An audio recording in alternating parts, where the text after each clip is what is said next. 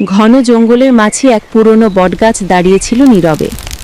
তার ডালে বাস করত ছোট্ট পাখি টুটি, আর নিজে শিকড়ের পাশে থাকত লাজুক খরগোশ পিপি। প্রতিদিন টুটি আকাশে উড়ে গান গাইত, আর পিপি নিচে বসে সেই গান শুনে ঘাস চিবোত। একদিন হঠাৎ জঙ্গলে প্রবল ঝড় উঠল। টুটি তার বাসায় আটকা, আর পিপি ভয় কুড়ে ঘাসের গর্তে লুকিয়ে গেল। বটগাছের বড় বড় ডাল দুলে উঠল, পাতারা ছিঁড়ে পড়ে। ঝড় থামার পর পিপি সাহস করে বের হলো। দেখল টুটির বাসা ভেঙে গেছে। সে তাড়াতাড়ি শুকনো পাতা, ডাল আর ফুল কুড়িয়ে এনে নতুন করে বাসা বানিয়ে দিল।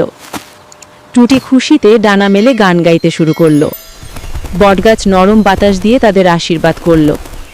সেদিন থেকে টুটি আর পিপি প্রতিদিন একে অপরকে সাহায্য করার প্রতিশ্রুতি দিল, কারণ বন্ধুত্বই জঙ্গলের সবচেয়ে মধুর সুর।